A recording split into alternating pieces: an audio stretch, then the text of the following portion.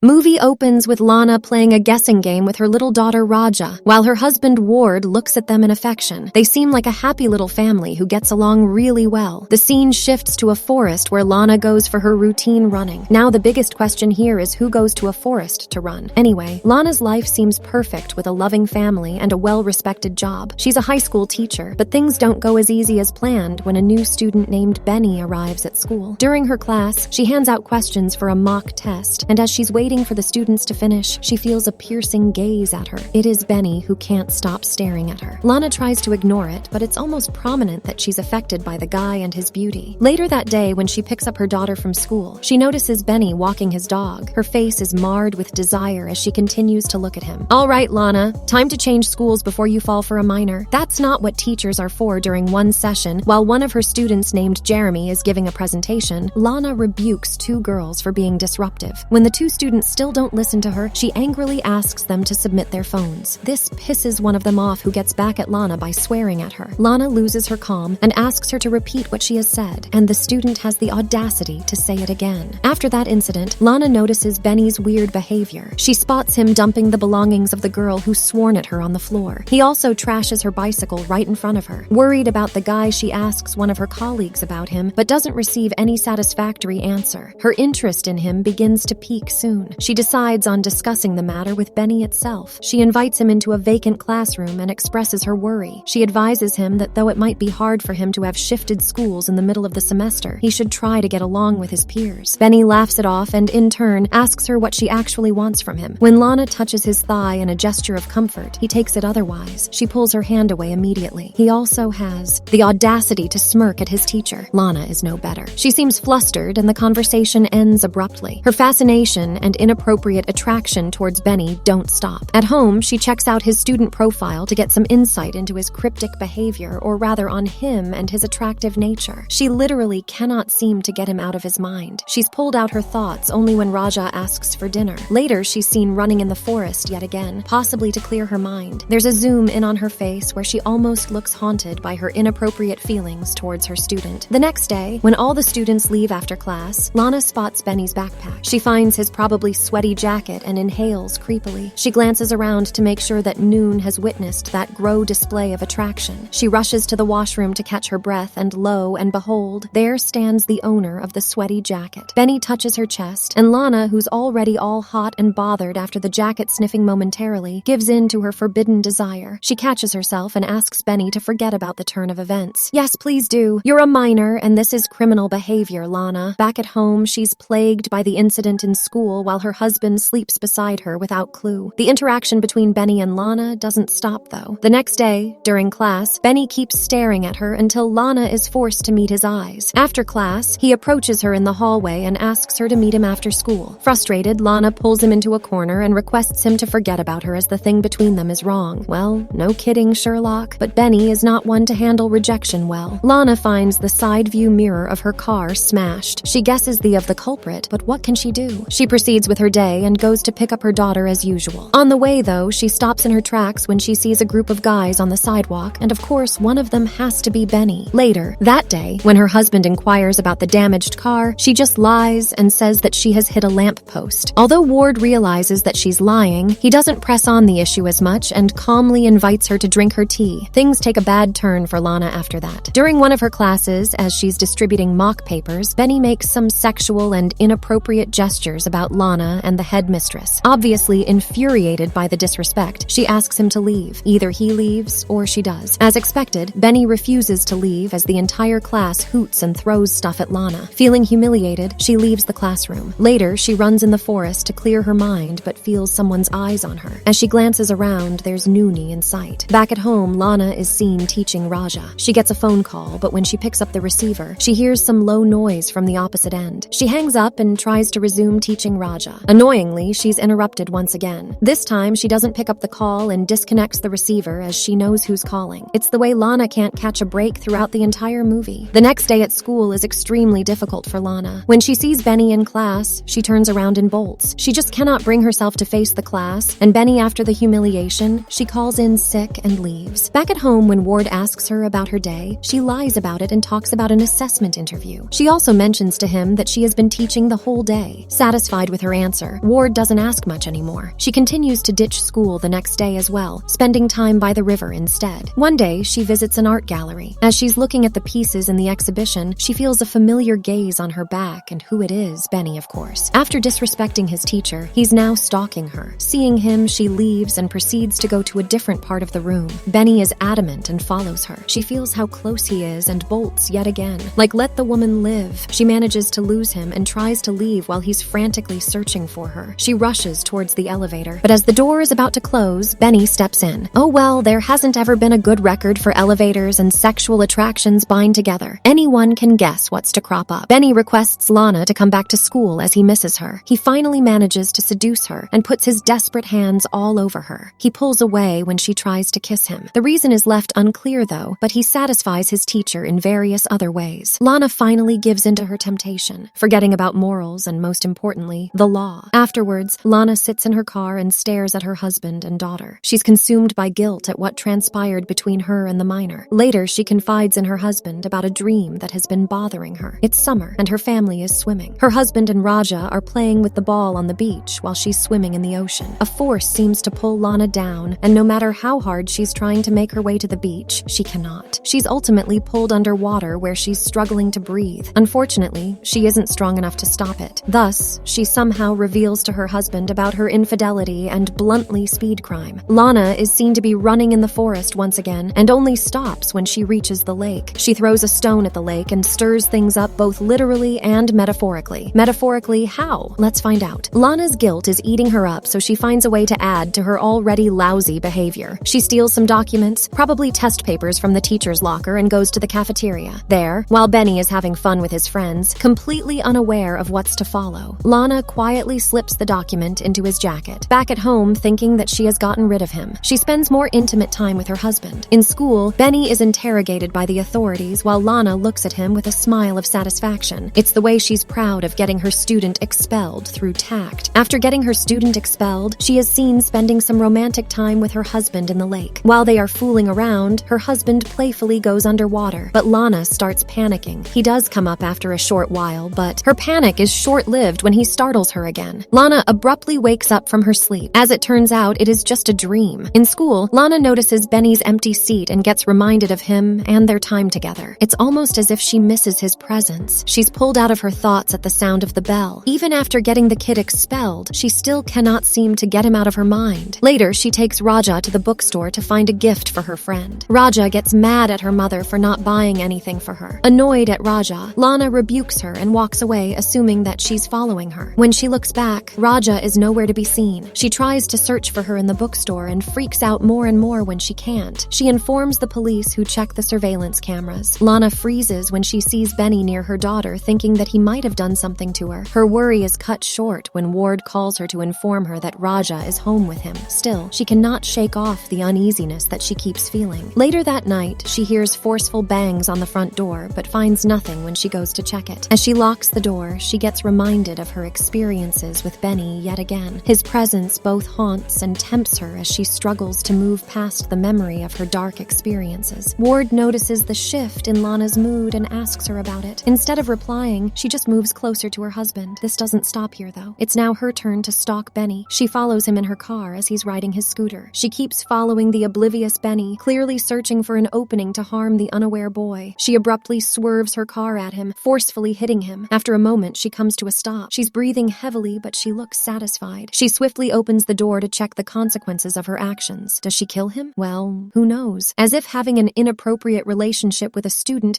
wasn't enough for her to be a criminal, Lana takes it upon herself to turn into a murderer.